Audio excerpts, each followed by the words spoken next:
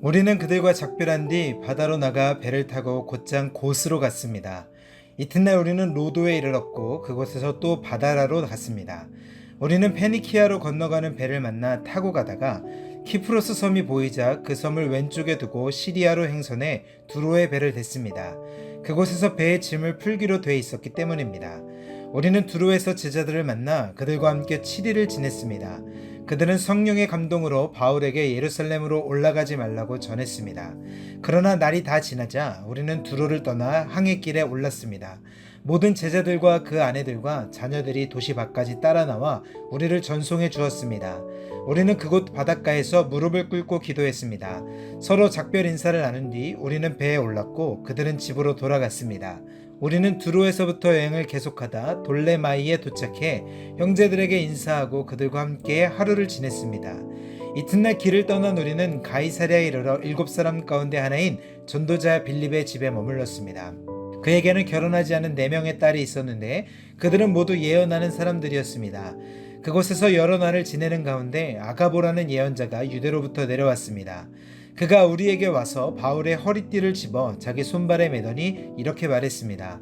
예루살렘의 유대 사람들이 이 허리띠 주인을 이렇게 동염해 이방 사람들에게 넘겨줄 것이라고 성령께서 말씀하십니다. 우리는 이 말을 듣고 그곳 사람들과 함께 바울에게 예루살렘에 올라가지 말라고 간곡히 권했습니다.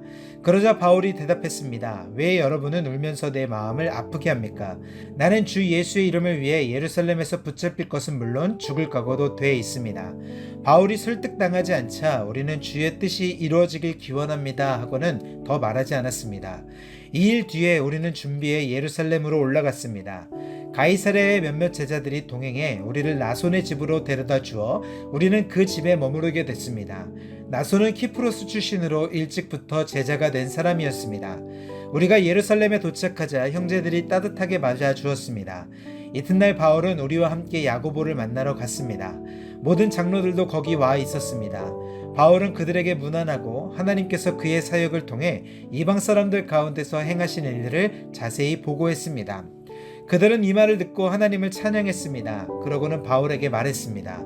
형제여, 알다시피 수만 명의 유대 사람들이 믿게 됐는데 그들은 모두 율법 지키는 일에 열심을 가진 사람들입니다. 그들은 당신이 이방 사람들 가운데 살고 있는 모든 유대 사람들을 가르쳐 모세를 저버리고 자녀들에게 할례하거나 유대 관습대로 살지 말라고 하는 줄 아는데, 그러니 어떻게 하는 게 좋겠습니까? 당신이 왔다는 소문을 분명 듣게 될 테니 우리가 일러주는 대로 하십시오. 우리 가운데 서원한 사람이 4명 있습니다.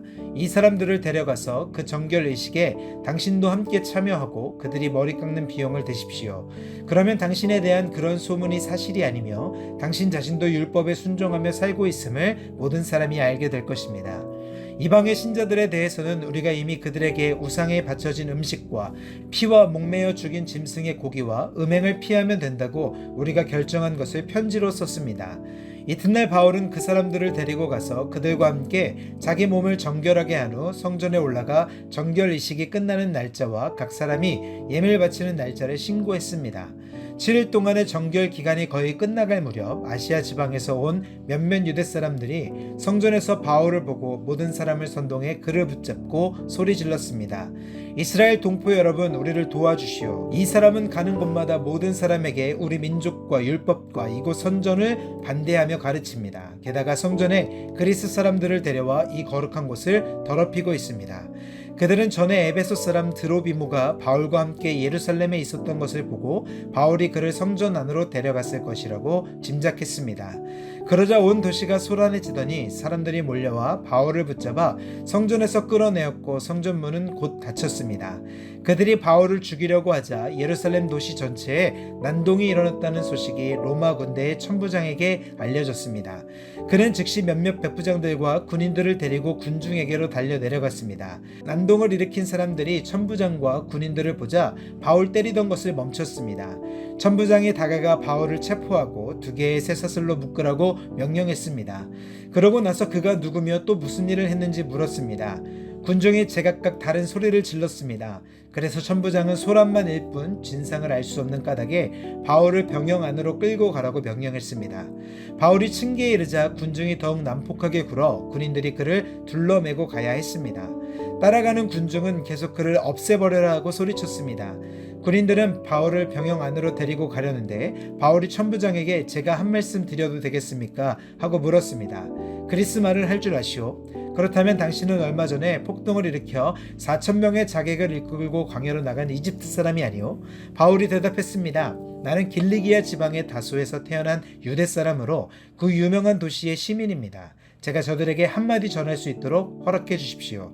천부장의 허락을 받고 바울은 층계 위에 서서 군중들에게 손을 흔들어 조용하게 했습니다. 잠잠해지자 바울이 히브리 말로 연설을 했습니다. 형제들과 어르신 되시는 동포 여러분, 이제 내가 해명하는 것을 잘 들어주시기 바랍니다. 그들은 바울이 히브리 언어로 말하는 것을 듣고는 이내 조용해졌습니다. 그러자 바울이 계속 말했습니다. 나는 길리기아 지방의 다소에서 태어난 유대 사람이지만 이 도시에서 자랐습니다. 나는 가말리엘의 지도 가운데 우리 조상들의 율법으로 엄격한 훈련을 받았고 오늘 여기 모인 여러분 못지않게 하나님께 대한 열심이 있었습니다. 그래서 나는 이 도를 따르는 사람들을 죽이기까지 핍박하여 남녀를 가리지 않고 모두 잡아다가 감옥에 집어넣었습니다. 그것은 대제사장과 모든 공회원들이 증언할 수 있을 것입니다. 나는 심지어 그들로부터 다메섹에 있는 형제들에게 보낼 공문을 얻어냈고 그곳에 있는 신자들을 붙잡아 예루살렘으로 데려와 처벌받게 하려고 다메섹으로 떠났습니다. 내가 다메섹에 가까이 다다르자 정오쯤 됐는데 갑자기 하늘에서 밝은 빛이 내 주위를 둘러 비추었습니다.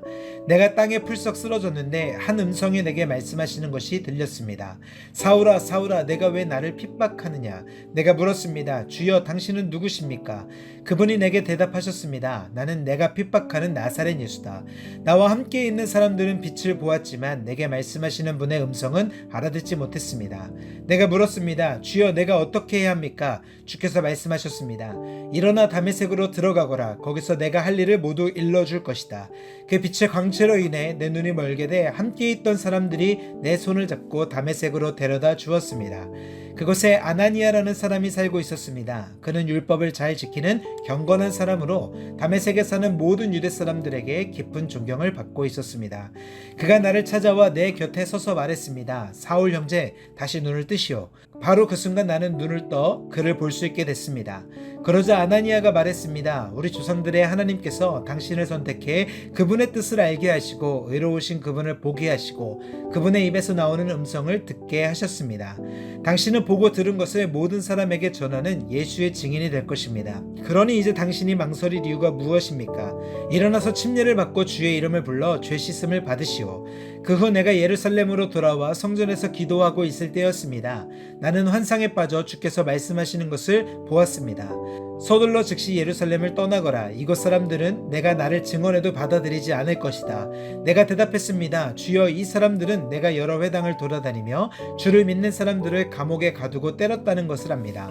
그리고 주의 증인 스데반이 피 흘릴 때 나도 그곳에 서서 그 일에 찬성하고 그를 죽이던 사람들의 옷을 지켜 주었습니다. 그러자 주께서 내게 가거라. 내가 너를 저 멀리 이방 사람들에게 보낼 것이다 라고 말씀하셨습니다. 사람들은 바울의 말을 이 대목까지 듣고 있다가 소리 높여 외쳤습니다.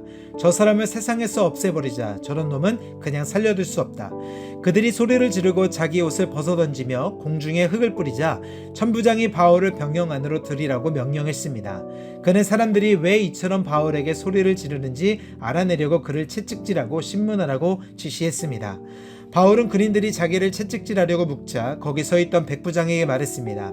아직 판결을 받지 않은 로마 시민을 채찍질하는 것이 합법한 것입니까? 백부장은 이 말을 듣고 천부장에게 가서 그대로 보고하며 물었습니다. 어떻게 하시렵니까? 이 사람이 로마 시민이랍니다. 천부장이 바울에게 와서 물었습니다. 말해보시오. 당신이 정말 로마 시민이요? 바울이 대답했습니다. 그렇소. 그러자 천부장이 말했습니다. 나는 많은 돈을 들여 로마 시민권을 얻었소. 그러자 바울이 대답했습니다. 나는 태어나면서부터 로마 시민이었소. 바울을 신문하려던 사람들이 이 말을 듣고 곧 물러갔습니다. 천부장도 바울이 로마 시민이라는 사실을 알고 그를 결박한 일로 두려워했습니다. 이튿날 천부장은 바울이 왜 유대 사람들에게 고소를 당했는지 정확히 알아보려고 대제사장들과 온 공회를 소집하고 바울을 풀어서 그들 앞에 데려오게 했습니다. 아멘.